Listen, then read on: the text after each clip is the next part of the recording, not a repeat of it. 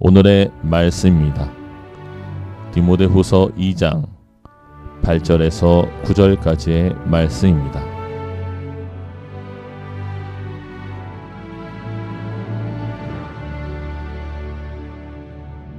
내가 전한 복음대로 다윗의 씨로 죽은 자 가운데서 다시 살아나신 예수 그리스도를 기억하라. 복음으로 말미암아 내가 죄인과 같이 매이는 데까지 고난을 받았으나 하나님의 말씀은 매이지 아니하니라.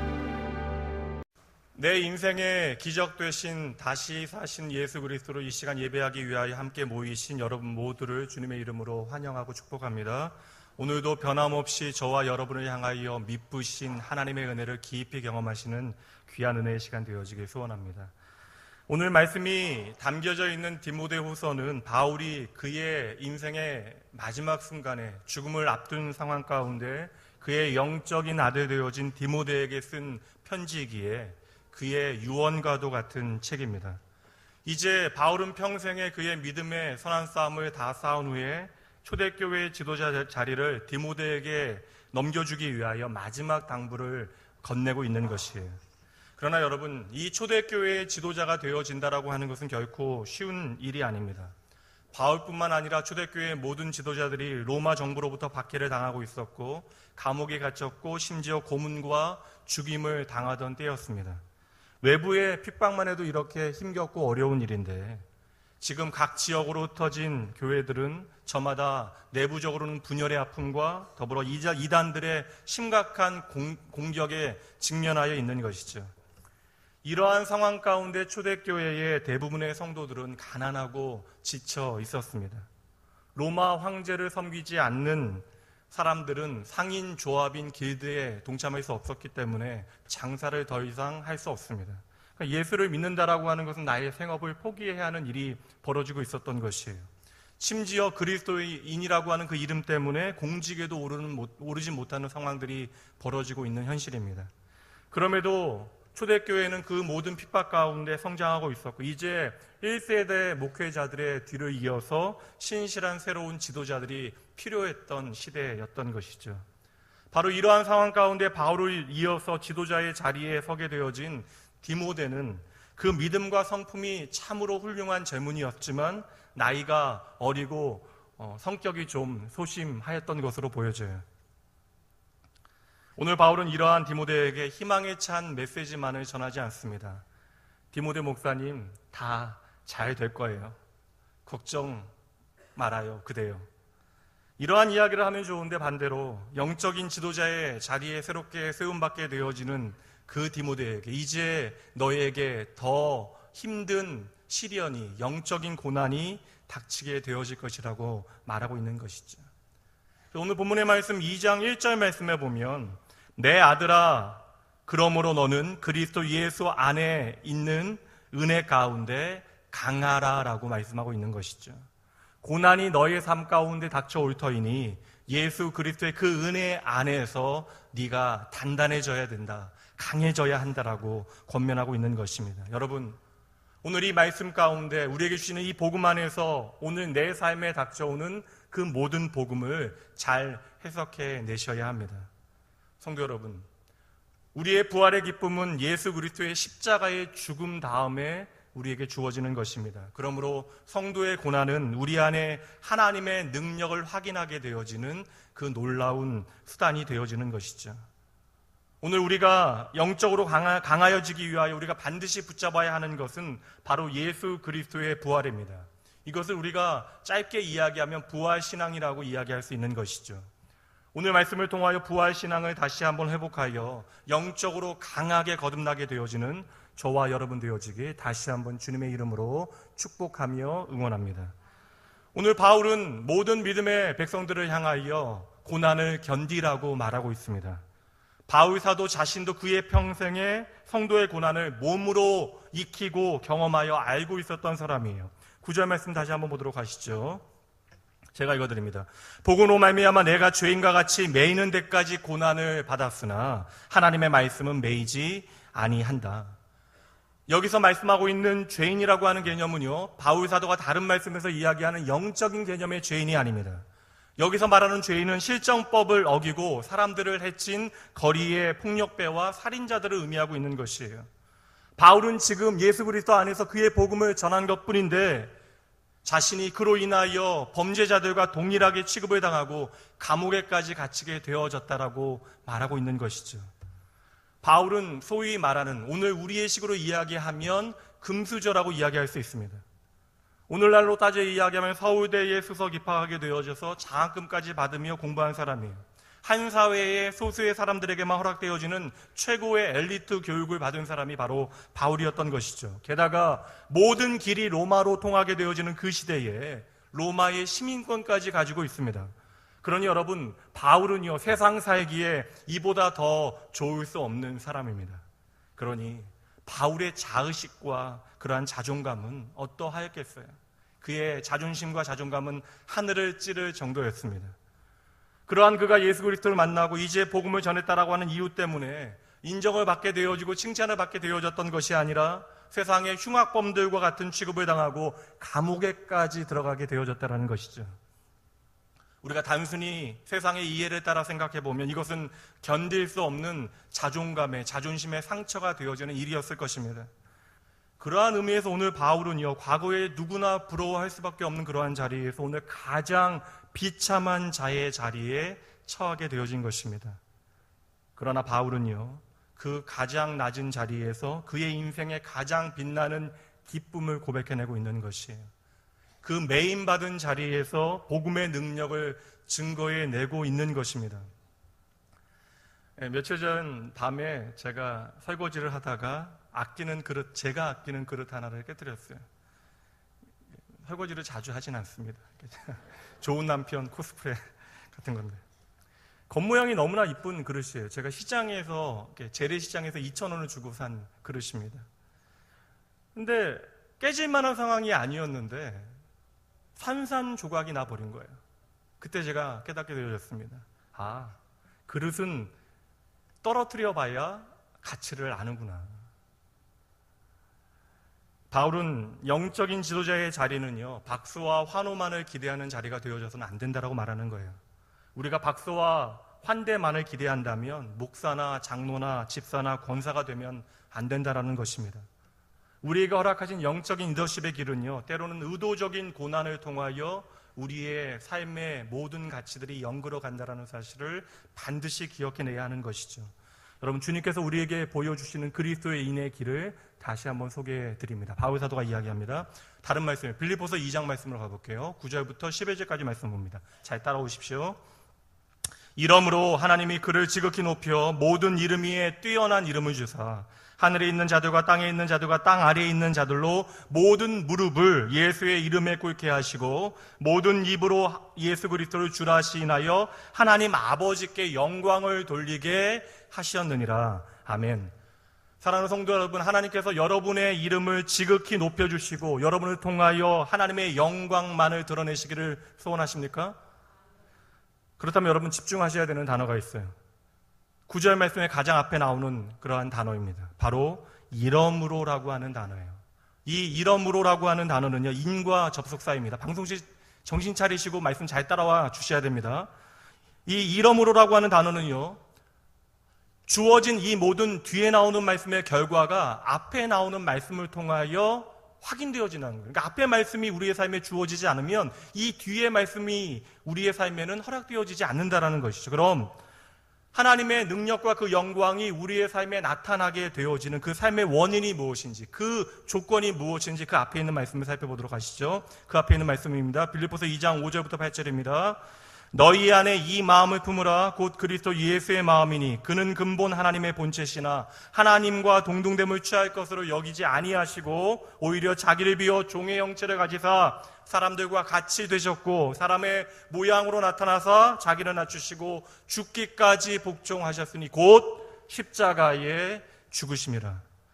여러분, 우리의 삶에 예수 그리스도의 이름이 높임받고 우리의 삶에 하나님의 영광이 나타나기 위해서는 반드시 우리가 예수님과 같이 낮아져야 한다는 거예요.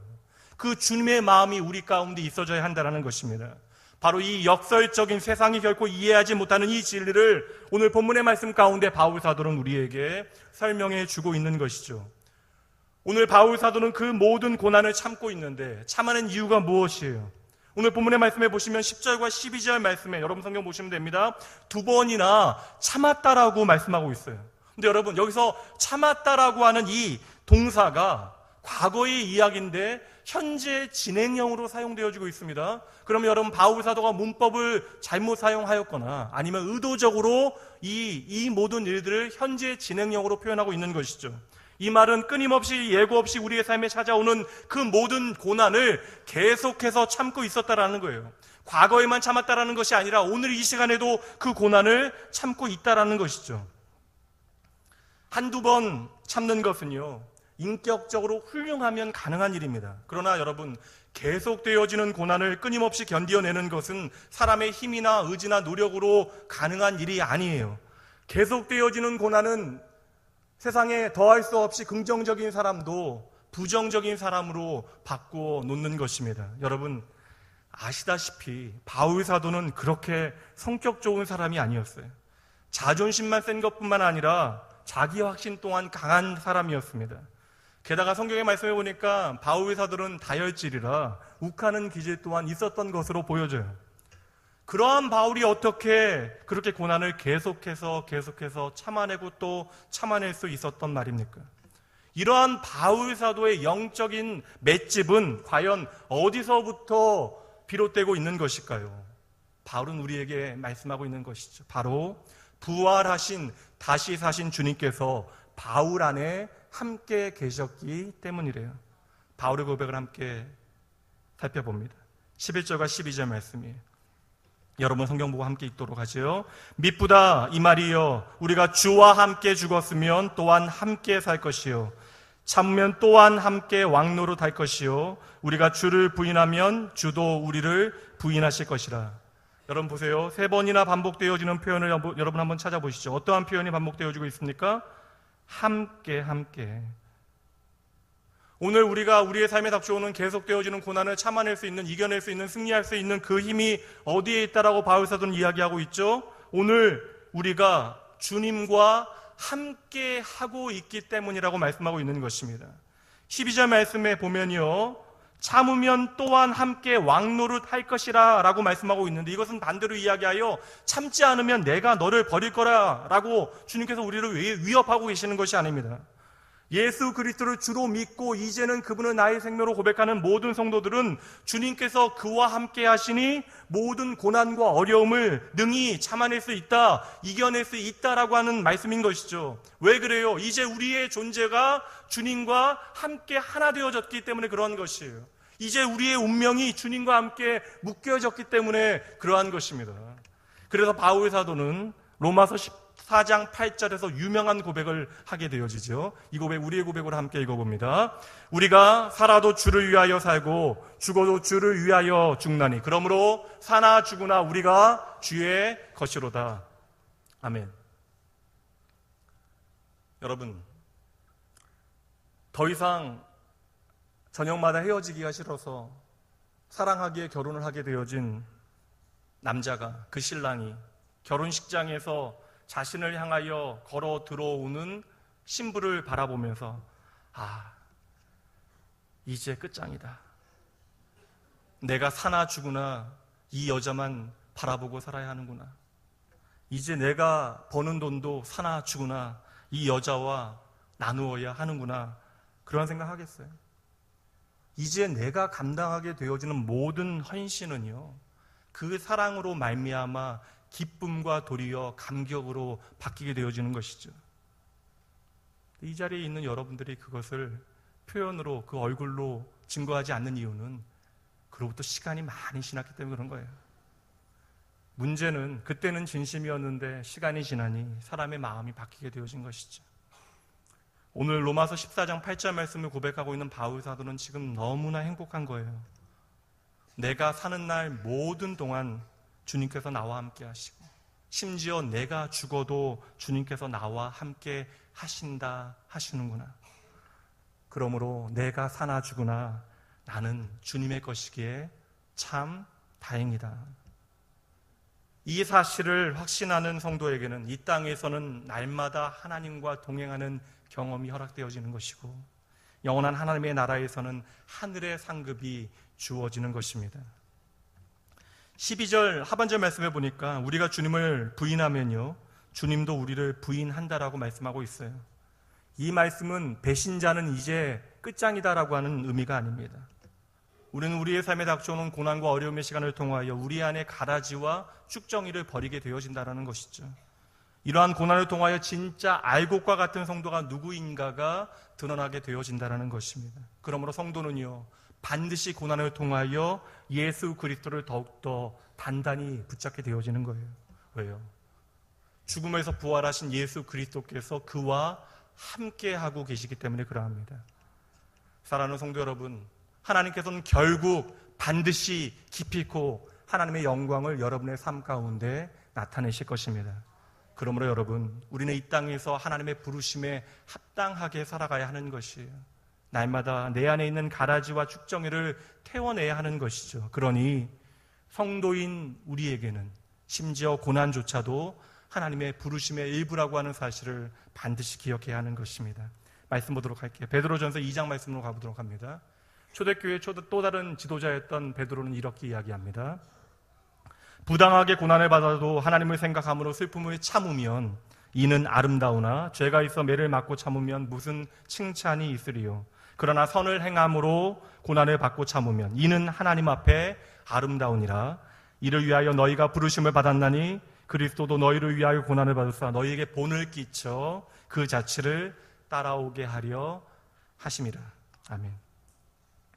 우리가 이 세상을 살아가다 보면 때때로 받게 되어지는 고난이 있대요. 애매한 고난들이 있대요. 물론 이 땅 가운데 우리의 죄의 결과로 나타난 모든 흔적들에 대한 그 책임은 우리가 이 땅에서 져야 하는 것이며, 그러나 우리가 주님의 일을 선하게 감당하다 때로는 억울하게 아프게 당하게 되어지는 아픔도 있대요. 고난도 있대요. 바로 그때에 우리가 참게 되어지면 그 모든 일을 하나님께서 아름답다 이야기하신다라는 거예요. 여러분, 그럼 이 말씀을 오늘 여러분의 삶에 구체적으로 한번 비추어 보시고 적용해 보시죠. 여러분이 장로가 되지 아니하셨더라면, 여러분이 권사가 되지 않았고, 여러분이 집사가 되지 않고, 여러분이 구역장이 되지 않았고, 여러분이 성가대가 되지 않았고, 여러분이 교사가 되지 않았더라면 분명 받지 않아도 되는 고난의 이야기들이 있었을 것이에요. 이 자리에 앉아 계신 모든 사역자 여러분, 직분자 여러분, 주님을 위한 여러분의 모든 사역이 여러분들에게 기쁨이 되십니까? 대답하기가 어렵다. 다시 한번 여쭙게요. 아니에요, 그럼 여러분? 직분자 여러분, 주님을 향한 여러분의 모든 사역이 기쁨이 되십니까? 행복하세요? 앞에 깔아놓은 전제 때문에 대답 못하시죠. 마음으로는 다 행복하다라고 대답하실 거예요. 그럼 여러분, 악의적인 질문이라고 생각하지 마시고 한번 생각해 보십시오. 그렇게 행복하다라고 고백하시면서 왜 연말이 되면 더 이상 못하겠다라는 분들이 나타나십니까? 왜 그 시즌이 되면 목회자나 장로님들의 시선을 피하는 분들이 일어나세요? 물론 다들 이유가 있으십니다. 어려운 형편 가운데 계세요. 그러나 여러분, 우리가 하나님의 사람으로 믿음의 길을 걸어가기 시작하면요, 우리의 삶에는 반드시 영적인 시험이라고 하는 것이 찾아오게 되어지는 거예요. 그리고 그 영적인 모든 고난과 시험은요, 우리가 바른 길을 걸어가고 있다는 증거가 되어지는 것입니다. 여러분을 보고서 사탄이 급해진 거예요. 우리가 주님의 길을 잘 걸어가고 있기 때문에 그러한 것이죠. 그런 정신없이 여러분의 삶에 무모한 일들을 만들어내는 것입니다. 그러나 여러분, 그 순간에 기억하셔야 돼요. 하나님께서는 이 가운데서도 우리의 모든 고난의 순간에도 그 모든 쓸데없이 보이는 그 아픔의 순간을 통해서도 합력하여 선을 이루시는 분이십니다. 그러므로 여러분, 심지어 우리의 삶에는 고난조차도 하나님 안에서는 부르심의 일부분이 되어지는 것이에요. 하나님께서 반드시 이 모든 고난을 하나님 앞에 영광이 되어지도록 만드시겠대요. 근데 문제는 무엇입니까? 우리가 이것을 우리의 삶 가운데 너무나 쉽게 놓치게 되어지는 것이죠. 그러니 우리의 삶에 조그마한 고난만 닥쳐와도 우리는 너무나 쉽게 주님의 부르심을 외면하게 되어지는 것입니다. 어느새 예수 그리스도의 그 피 묻은 십자가가 우리의 눈에 보여지지 않는 것이에요. 우리 안에 계신 부활하신 주님의 그 음성이 우리의 귀에 들려지지 아니하는 것입니다. 그러나 어떠한 분들은 그 모든 고난과 억울함을 너무나 잘 참아내세요. 왜 그래요? 우리가 걷고 있는 이 길이 주님께서 나를 부르신 부르심의 길이라고 하는 사실을 알기 때문에 그러한 것이죠. 그리고 이 길을 나를 위하여 고난당하신 주님께서 나와 함께 오늘도 걷고 계심을 확신하기 때문에 그러한 것입니다. 세상이 나를 향하여 무엇이라 말하는 것이 중요하지 않고 그 주님께서는 오늘 나를 칭찬하시고 나를 어여삐 보시기 때문에 그러한 것입니다. 사랑하는 성도 여러분, 우리가 내 자존심과 내 감정과 내 권리를 포기하지 않으면 우리는 십자가에서 이루신 예수 그리스도의 놀라운 구원의 의미를 우리의 삶 가운데 깊이 이해하지 못하게 되어지는 것이에요. 반대로 이야기하면 우리가 내 자신을 포기하지 않는 이상 그러한 모양으로 교회 안에 섬김의 자리에 서게 되어지고 직분자가 되어지면 언제나 교회 안에 수많은 문제들을 만들어내게 되어지는 것입니다. 왜 그래요? 그 사람이 할 수 있는 이야기는 세상의 경험과 나의 상식밖에는 없기 때문에 그러한 것입니다. 성도의 고난을 통하여 보이시는 하나님의 놀라운 은혜와 사랑이 무엇인지를 깨닫지 못하기 때문에 그런 것이죠. 그러니 그 죽음과 고난 이후에 우리에게 허락되어지는 하나님의 놀라운 부활의 영광이 무엇인지를 전혀 바라보지 못합니다. 여러분, 아프지만 들으십시오. 예수를 믿는다면 때로는 욕먹을 각오도 기꺼이 해야 하는 것이에요. 예수라고 하는 그 이름 때문에 내게 대하여 무례한 사람들을 만나게 되어질 때도 있습니다. 참아내셔야 돼요. 때로는 악한 자들이 나에게 억울한 공격을 퍼붓는 때도 있습니다. 그래도 우리가 견디어내야 하는 것입니다. 왜요? 나를 위하여 죽으시고 부활하신 예수님 때문에 그러한 것이죠. 예수님의 죽으심이 바로 여러분의 구원의 가장 확실한 보증임을 믿으십니까? 그 죽으신 예수님께서 부활하시어 오늘 저와 여러분의 부활의 첫 열매가 되어 주신 것이에요. 예수님의 고난과 죽으심을 통하여 하나님의 놀라운 구원의 일을 이루셨던 하나님께서는 오늘도 저와 여러분의 작은 고난을 통하여 놀라운 일을 행하고 계심을 믿음으로 바라보시길 주님의 이름으로 축복합니다. 이러한 말씀을 드려도 이 시간에 저에게 질문하고 싶은 분이 계실 거예요. 목사님이 만약에 저와 같은 상황이라면 이 모든 어려움과 고난을 기쁨으로 맞이하시겠습니까? 아니요. 저도 가능하면 피하고 싶습니다. 우리의 삶의 고난은 다 힘든 거예요. 남의 고난을 위하여 우리가 간절히 기도하는 것은요, 참으로 쉬운 일처럼 보여지지만 나의 고난을 위하여 하나님 앞에 간절히 기도하는 일은 어려운 일입니다. 그래서 우리가 고난 받을 때에 때로 우리에게 찾아와서 이런 이야기하는 분들 참으로 얄미워요.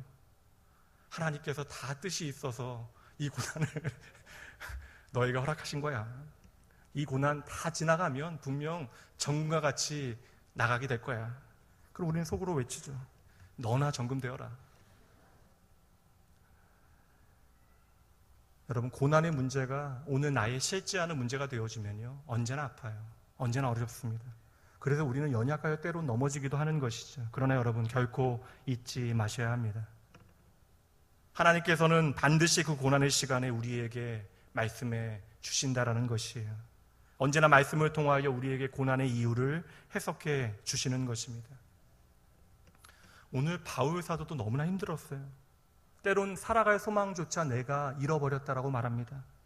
환경을 통하여 사람을 통하여 끊임없는 어려움들이 계속되어지고 있어요. 믿음으로 나왔던 그의 살아가는 교회들조차 바울 사도를 거부합니다. 그러나 하나님께서는 이 모든 상황 가운데 바울과 함께 하시어 바울의 영의 눈을 열어주시고 이 모든 고난의 의미를 친히 해석해 주셨던 것이에요. 10절 말씀 보도록 할게요. 함께 읽습니다. 그러므로 내가 택함받은 10절 말씀 띄워주세요. 그러므로 내가 택함받은 자들을 위하여 모든 것을 참음은 그들도 그리스도 예수 안에 있는 구원을 영원한 영광과 함께 받게 하려 함이라. 아멘. 하나님께서 바울 사도에게 보여주시는 영적인 지혜가 무엇입니까? 바울의 고난 가운데 이 고난을 어떻게 해석해 주시죠? 하나님께서는 바울의 이 고통을 통하여, 오늘의 이 어려움을 통하여 구원받을 사람들이 있다는 것을 미리 보여주셨다는 거예요. 이제 바울을 통하여 나타나게 되어질 하나님의 구원과 영광을 함께 보여주신 것입니다. 요한계시록을 통하여 끝없는 절망 가운데 서 있었던 초대교회를 향하여 사도 요한이 보여주었던 하나님의 영광이 무엇이었습니까? 오고 가는 수없는 세대 가운데 하나님의 백성들은 하나님 앞에 함께 모여 흰옷을 입고 물온대소하고 하나님을 향하여 예배하고 찬양하고 있는 그 모습이잖아요. 여러분, 요한계시록은요, 마지막 때를 살아가는 주의 백성들로 하여금 겁먹고 두려워하게 만들어서 두려움 가운데 하나님을 따르게 만들기 위하여 주어진 세상의 징조를 담아내고 있는 책이 아니라 결국 창세기로부터 약속되어진 하나님의 약속의 모든 말씀들은 반드시 이루어진다라고 하는 사실을 우리에게 선포하고 있는 것이죠. 그러므로 여러분, 오늘날 수많은 사람들이 요한계시록의 말씀을 통하여 여러분을 향하여 겁주고 겁박한다면 이 모든 사람들은 거짓말장이고 사기꾼인 것입니다. 그 약속의 말씀은요, 초대교회 사람들에게요, 두려움이 아니라 소망이 되어졌던 것이에요. 흩어진 교회들과 눈앞에 나와 함께 하시는 하나님이 보이지 않아서 고난당하고 있는 그 성도들에게 이 요한계시록의 말씀들은, 또한 예수 그리스도의 그 복음서의 모든 말씀들은, 사도행전, 바울 사도의 모든 그런 서신서들은 살아있는 소망이 되어졌던 것이에요. 그리고 그 모든 약속의 말씀들은 말씀대로 이루어져서 오늘 이 시간에도 세계와 열방이 부활하신 예수님을 다 함께 이처럼 찬양하고 예배하고 있는 것이죠. 그러니 여러분, 반드시 기억하셔야 됩니다. 우리가 고난 가운데 있을지라도 하나님께서는 우리의 고난을 통하여 하나님의 영광을, 하나님의 구원을, 그 모든 약속의 말씀을 반드시 이루어내시는 줄 믿으시기 바랍니다. 다시 한번 여러분, 오늘 구절 말씀 보세요. 다시 한번 함께 읽습니다. 복음으로 말미암아 내가 죄인과 같이 매이는 데까지 고난을 받았으나 하나님의 말씀은 매이지 아니하니라. 로마의 권력자들은 바울만 가둬두면 더 이상 복음이 전파되어지지 아니하고 모든 문제는 해결되어질 것이라고 생각했어요. 그러나 바울이 갇혀 있었던 그 순간에도 하나님의 말씀은 움직이기 시작합니다. 역사하기 시작합니다. 도리어 갇혀있는 바울을 통하여 복음이 더 멀리 퍼지게 되어졌던 것이에요. 이제 바울 사도를 통하여 복음의 씨앗이 심겨지게 되어졌고, 이 씨앗은 자라나게 되어졌고 열매 맺게 되어집니다. 이 모든 일은 하나님께서 하신 것이에요. 그리고 약속의 말씀대로 2세기가 지나지 않아서 온 로마가, 온 세상이 복음화되게 되어집니다. 이 땅 조국에 120년 전에 복음의 씨앗이 뿌려졌습니다. 너무나 미약했어요. 수많은 이방인 선교사들이 이 땅에 와서 의미 없이 죽음을 당하였습니다. 그렇게 언더우드, 알렌, 아펜젤러, 그리고 우리가 이름조차 기억하지 못하는 수많은 전도자들이 이 땅에서 외롭게, 힘들게, 쓸쓸하게 죽어갔습니다. 여러분, 기회가 되신다면 가족들과, 특별히 어린 자녀들과 양화진에 있는 외국인 선교사들의 묘원을 방문해 보십시오. 그리고 그들의 묘비에 써있는 그 모든 그들의 삶의 이야기를 한번 읽어보세요. 그들은 이 땅에서 한 살도 되지 않는 사랑하는 자녀를 잃었고 사랑하는 아내와 남편을 잃었습니다. 그들은 언어와 문화가 익숙하지 않아 효과적으로 사역을 제대로 감당하지도 못한 채 이 땅에서 죽어간 영혼들도 있습니다. 그러나 그들의 모든 죽음은 세상적으로 볼 때는 의미 없는 것처럼 보일지라도 예수 그리스도 안에서 하나의 씨앗으로 이 땅에 떨어지게 되어진 것이죠. 그리고 그들을 통하여 이 땅에 떨어진 그 모든 씨앗은요, 오늘 우리에게 복음의 열매로 맺혀진 것입니다. 저와 여러분이 그들의 씨앗의 열매에 드린 것이에요. 이제 양옆에 있는 분들과 함께 고백해 보시죠. 우리가 복음의 열매입니다. 복음의 열매라고 고백하기는 좀 겸연쩍어서 부끄럽긴 하시죠. 여러분, 이것이 바로 부활신앙이에요. 부활신앙이 무엇입니까? 부활신앙은요, 우리의 삶의 모든 결과를 이 땅 가운데서만 확인하려고 하는 것이 아니에요.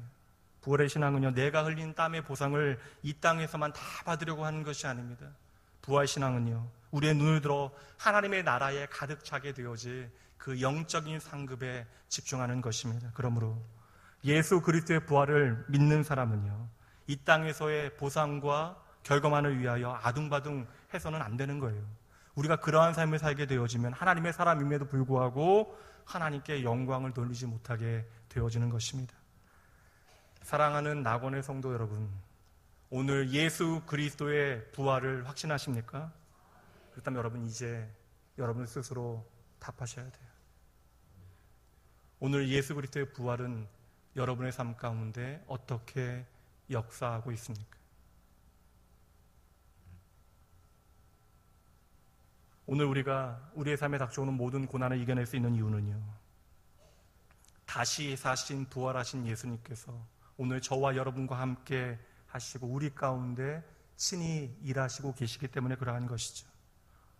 오늘 저와 여러분도 바울 사도나 디모데와 동일한 부르심 가운데 있습니다. 혹 내 삶의 형편이 너무나 어려워져서 내년에는 내가 기필코 구역장과 교사와 성가대를 내려놓겠다라고 생각하시는 분들, 그 계획 가운데 있는 분들 포기하십시오.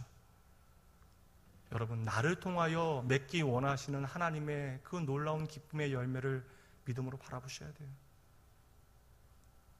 여러분을 통하여 맺어지는 그 열매를 보시고 기뻐하시며 하늘에서 춤추시는 그 하나님께 여러분의 시선을 고정하셔야 하는 것입니다.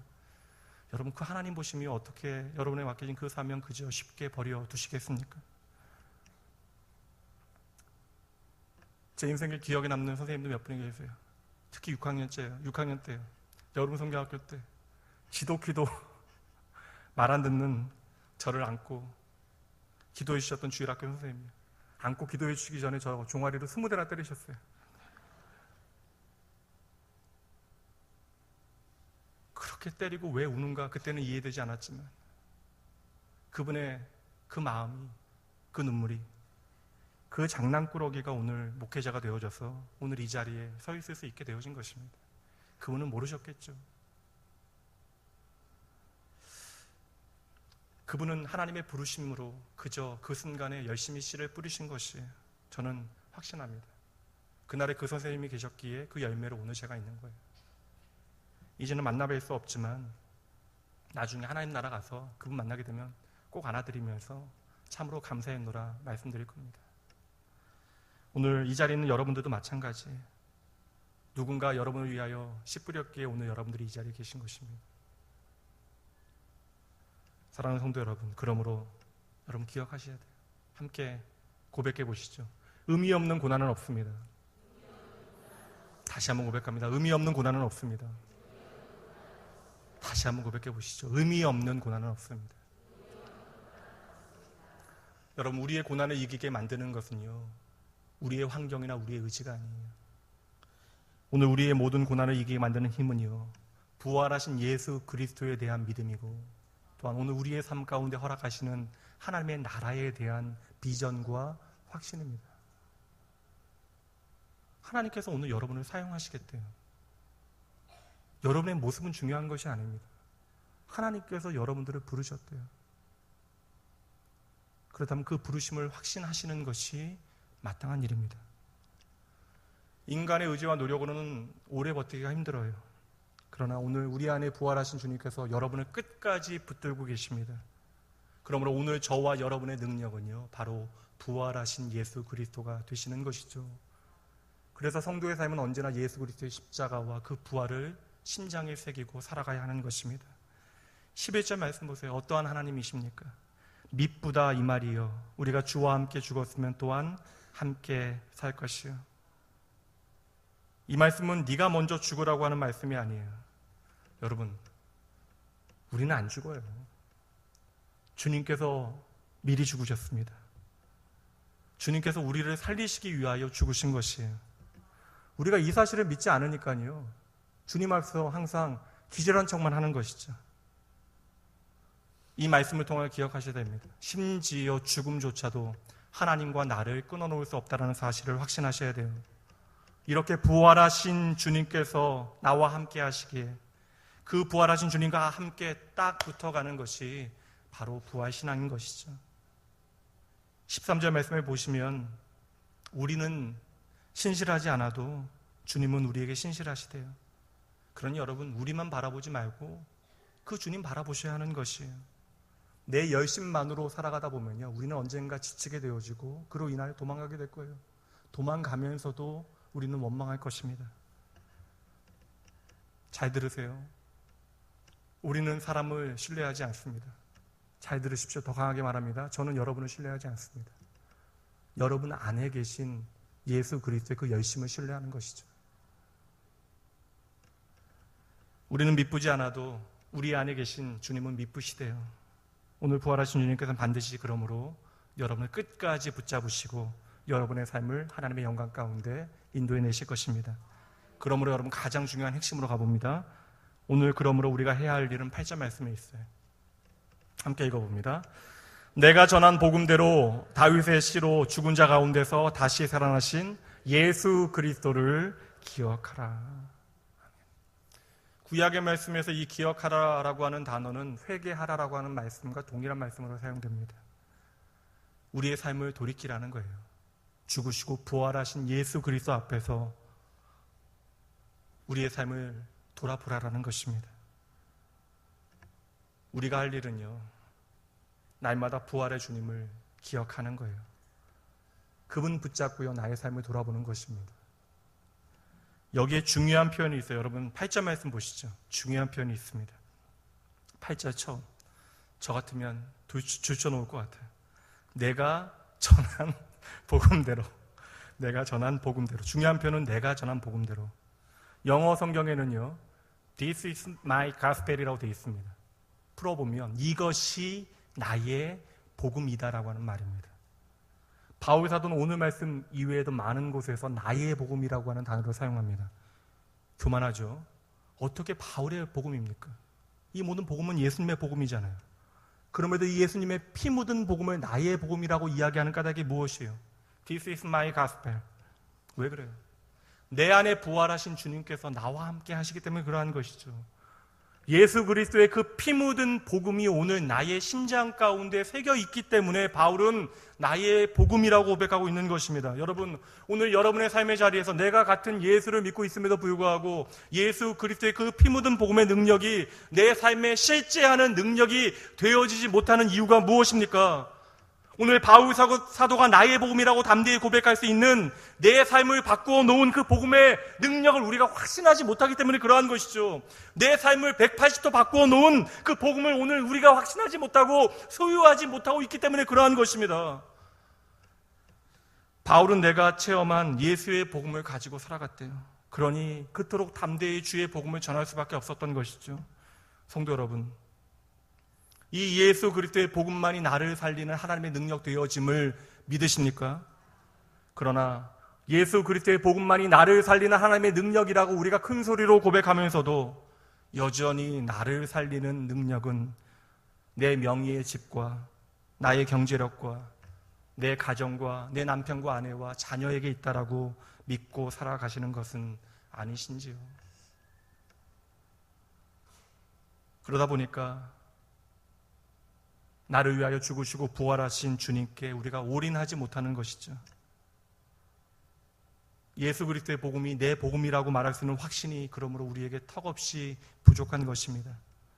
오늘날 많은 사람들이 예수를 믿기는 하는데 철저히 믿지는 않아요. 그러니 썬데이 크리스천이라고 하는 단어가 나왔죠. 주일만 그리스도인인 거예요. 평일은 무늬만 그리스도인의 모습으로 살아가게 되어집니다. 주님을 붙들기는 하는데 느슨하게 붙들고 가요. 언제든지 내가 놓을 수 있도록. 주님을 따라가기는 하는데 멀찍이서 주님을 따라가고 있습니다. 그러니 그 빈틈에 사탄이 역사하기 시작하는 거예요. 성도 여러분, 잘 들으셔야 합니다. 마귀의 공격이 강력해서 우리가 넘어지게 되어지는 것이 아닙니다. 예수님과 내 사이의 간격이 멀어지게 되어지니 세상이 그 사이를 차지하게 되어진 것이죠. 예수님과 내 사이에 돈과 세상의 자랑과 내 사업과 직장과 내 자녀가 끼어들게 되어진 거예요. 심지어 내 취미생활까지도 예수님과 내 사이에 끼어들었습니다. 그러니 당연히 나의 복음이 희미해진 것이죠. 당연히 부활하신 주님께서 멀게만 느껴집니다. 예수 그리스도의 십자가를 내 눈으로 보고 있으면서도 내 안에 그 어떤 감격이 없는 거예요. 진정 주 예수 내 마음에 들어와 계셔서 내가 새 사람이 되었다라고 하는 나의 복음, 나의 간증이 있는 사람은 그러나 다른 삶을 살아갈 수밖에 없는 거예요. 이러한 사람들은요, 내가 연약하여 때로는 넘어질지라도 무너지지 않습니다. 언제든지 다시 일어나 힘있게 주님의 부르심에 응답하여 달려가는 거예요. 싫은 소리 몇 마디 들었다고 누가 나에게 안 좋은 소리 한다라고 그 자리 쉽게 떠나지 못합니다. 도리어 그 자리에 소망과 축복의 열매를 맺어내는 것이죠. 여러분, 전도도요, 나의 복음이 있는 사람들이 잘합니다. 나를 살리신 그 복음의 능력이 무엇인지 알기에 그것을 잘 전하는 것이죠. 예배와 봉사와 섬김과 찬양도요, 마찬가지예요. 내 복음이 있는 사람들이 주님의 모든 부르심에 믿음으로 응답하는 것입니다. 여러분 한번 생각해 보세요.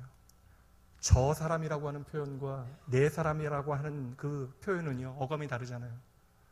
대한민국이라고 하는 단어와 내 조국이라고 하는 단어는 의미가 완전히 달라지는 것이잖아요. 내 복음이라고 하는 것은요, 예수의 복음이 내 삶의 일부가 되어졌다는 거예요. 더 이상 내 삶에 떨어뜨려 놓을 수 없다는 것입니다. 바울 사도가 다시 사신 예수를 기억하라라고 하는 것은요, 그 예수를 잊지 말라는 것입니다. 가슴에 문신처럼 새기고 심장에 사라지지 않을 흔적과 같이 우리 안에 남겨놓으라는 것이죠. 사랑하는 성도 여러분, 나의 복음 되신 예수 그리스도는 나를 위하여 죽으시고 부활하신 하나님이십니다. 그리고 나를 위하여 죽으신 그 예수 그리스도는요, 다윗의 씨로 오늘 본문의 말씀에 보면 인간의 육체를 입으시고 오신 하나님이시래요. 다윗의 씨로 이 땅 가운데 오셨대요. 이 말씀은요, 그러므로 그 주님께서는 우리의 모든 아픔과 고통을 이미 다 알고 계신다라는 거예요. 육체의 고통과 슬픔과 배신과 유혹과 사업의 파산과 억울한 루머와 왕따와 조롱과 그 모든 삶의 절망과 심지어 극단적인 고통과 죽음까지도 주님께서 다 경험하셨습니다. 그러므로 여러분, 주님의 십자가를 바라보면서 주님께서 내 사정을 모른다라고 말하지 마세요. 여러분이 주님의 사정을 모르는 것입니다. 우리의 모든 아픔을 경험하신 다윗의 씨로 이 땅에 오시어 나를 위하여 죽으신 주님께서는 그러므로 오늘 우리를 기꺼이 도우실 수 있는 것이죠. 약속의 말씀 함께 읽어봅니다. 히브리서 2장 18절 말씀에 함께 읽습니다. 그가 시험을 받아 고난을 당하셨은즉 시험을 받는 자들을 능히 도우실 수 있습니다. 아멘. 예수 그리스도의 십자가는요, 오늘 우리를 주님께서 도우실 수 있다라고 하는 그 어떤 자격과 같은 것이에요. 오늘 우리의 삶에 함께 하시는 예수님은요, 저 하늘 보좌의 권능을 가지고 그저 앉아 계시는 하나님이 아니라 인간의 몸을 입고 인간을 위하여 고통당하시고 죽으신 분이십니다. 그러므로 그분의 부활이 오늘 나의 부활이 되어지는 것이죠. 여러분, 주님께서 여러분의 모든 고통과 여러분의 모든 아픔을 아신대요. 그러므로 우리는 주님 앞에 나아가 주님의 위로와 격려를 받을 수 있는 것이에요. 그러므로 우리는 주저하지 아니하고 담대히 오늘도 주님 앞으로 나아갈 수 있는 것입니다. 여러분, 기억하실 것은 단 한 가지예요. 주님께서 우리의 죄와 그 사망을 위하여 그 죽음의 권세를 이기신 분이라는 사실을 기억하시기만 하면 되는 것이에요. 우리의 삶의 가장 두려운 문제는 죽음의 문제인데 그 죽음조차도 다시 사신 주님 앞에서 우리의 삶의 은혜의 과정이 되도록 만드시겠대요.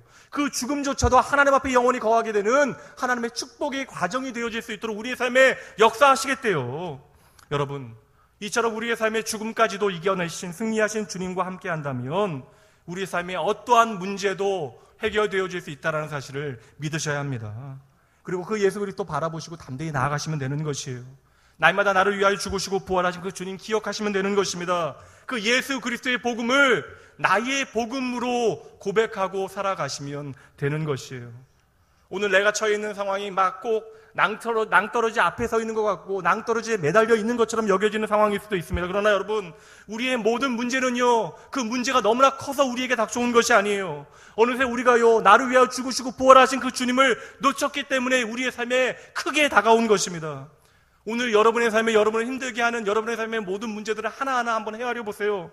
그 모든 문제들을 한번 곱씹어 보시고 현미경으로 자세히 들여다 보십시오. 그 끝에 남는 것은 무엇이겠어요? 그 문제를 결코 나 홀로 해결할 수 없다라고 하는 내 자신에 대한 끝없는 절망일 것입니다. 그렇다면 여러분, 오늘 여러분의 시선을 돌려서요, 그 모든 문제를 극복하신 다시 사신 예수 그리스도를 바라보셔야죠. 그 예수님 바라보면 반드시 여러분 힘이 납니다. 그 예수님 의지하게 되어지면 집중하면 집중할수록 우리는 행복할 수밖에 없게 되어지는 것이죠. 밤이 깊어지면, 그래야 그 어둠으로 새벽이 깊어지게 되어지면 하늘의 별은 더 빛나게 되어지는 법입니다. 내 고난의 자리에서 도리어 부활하신 주님은 더 빛나시는 거예요. 오늘 우리가 이 주님만 바라볼 수 있다라고 하면요, 우리는 언제든지 다시 시작할 수 있어요. 사랑하는 성도 여러분, 오늘 예수님께서 부활하셨습니다. 예수님께서 저와 여러분의 영원한 생명이 되시기 위하여 예수님 자신을 우리에게 주시기 위하여 부활하셨습니다. 그리고 그분은 오늘 저와 여러분의 삶을 새롭게 하십니다. 오늘 이 예수의 놀라운 복음이 여러분의 삶 가운데 나의 복음으로 진하게 고백되어지길 주님의 이름으로 마음 다하여 축복합니다. 이 시간 그 좋으신 하나님 함께 찬양하죠.